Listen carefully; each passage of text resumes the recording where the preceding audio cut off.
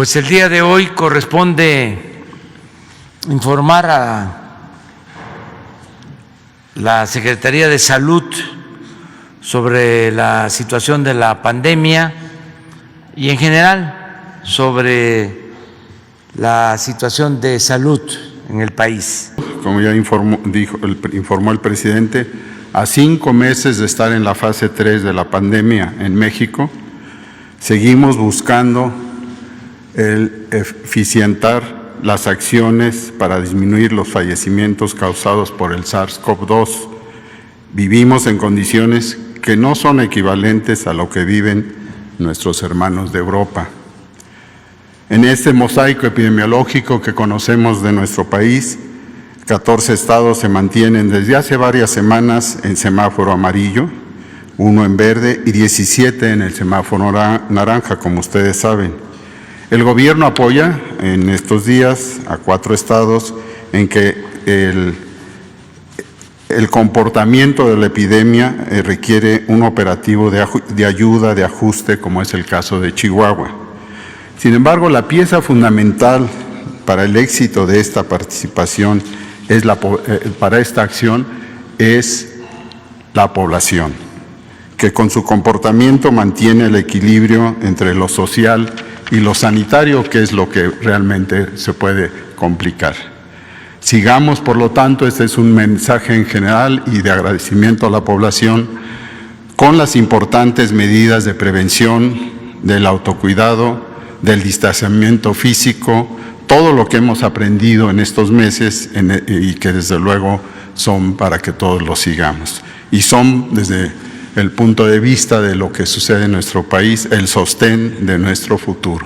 En estos 149 días transcurridos desde el 1 de junio, el proceso ha sido un proceso gradual, observado, controlado, de desconfinamiento, y todo esto le llamamos la nueva normalidad, y que aquí lo que es muy importante es regular de una manera cuidadosa el proceso de apertura de las distintas actividades sociales, económicas, que involucran a personas en el espacio físico.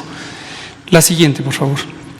Como ya dijo el doctor Alcocer, aquí está el mapa del riesgo COVID. Este mapa se revisa todas las semanas, se utilizan 10 indicadores que van marcando cómo está ocurriendo la intensidad epidémica, la capacidad de los servicios, la utilización de los servicios de salud en cada entidad federativa.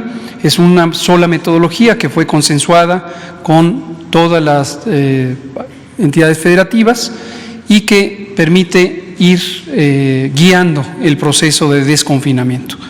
Este semáforo no pretende en ningún momento ser una calificación a la respuesta que hacen las autoridades estatales de salud, sino simplemente indicar cuál es la intensidad epidémica. Siempre que COVID-19 es una enfermedad que se transmite por la vía respiratoria, entonces contacto físico no es el hecho de tocarse, sino es el hecho de estar cercanos con nuestra vía aérea, generalmente 2 metros o menos. Eso aumenta el peligro, aumenta el riesgo de contagio. Si mantenemos la sana distancia, precisamente por eso le llamamos así, más de 2 metros de distancia, la probabilidad de ser contagiados a partir de una persona enferma disminuye importantemente.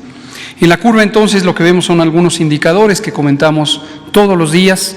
Uno que está en la casilla naranja del lado derecho de la diapositiva es el porcentaje de positividad, y se ve también esta línea naranja que está en la gráfica.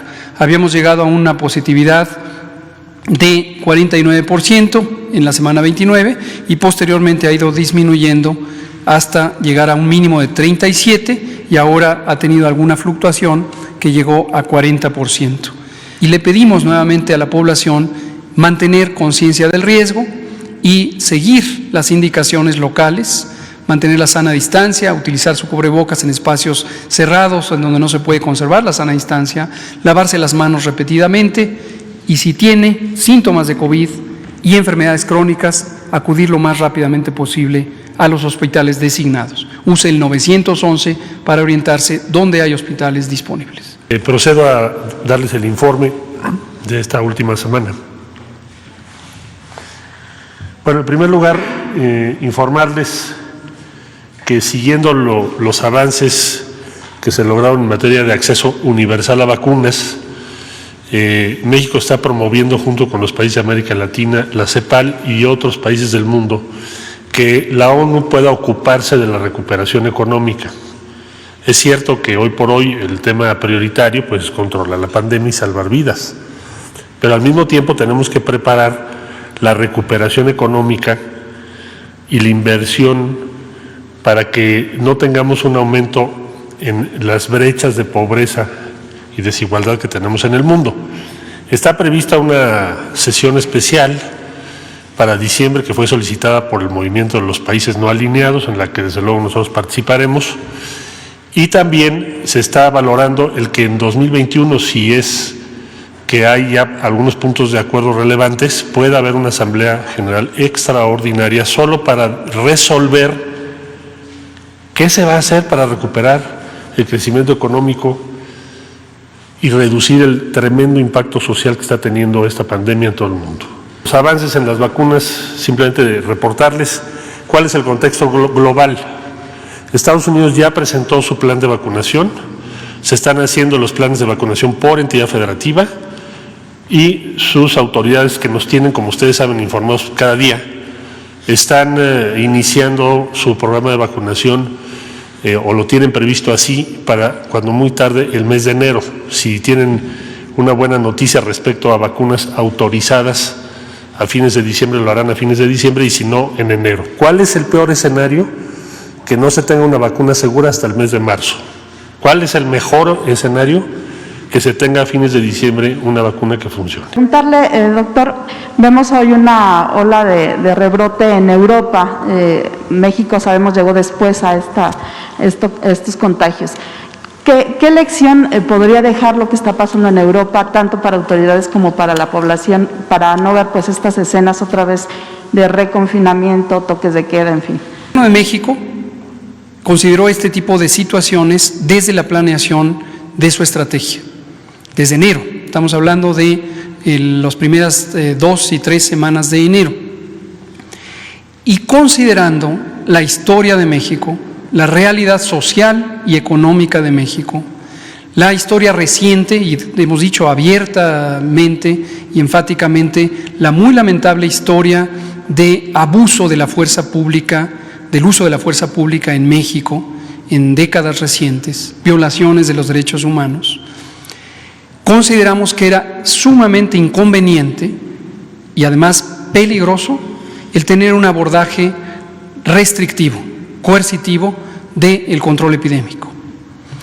Y tomamos el cuidado de diseñar una estrategia de mitigación, es decir, la Jornada Nacional de Sana Distancia, una estrategia de reducción de la movilidad de los contactos entre personas en el espacio público, que no tomara como sujeto al individuo. Parece un elemento técnico, a veces poco claro, pero lo hemos intentado destacar. Hay una gran diferencia entre responsabilizar a las personas del control epidémico y vincular a las personas a ser parte de la solución.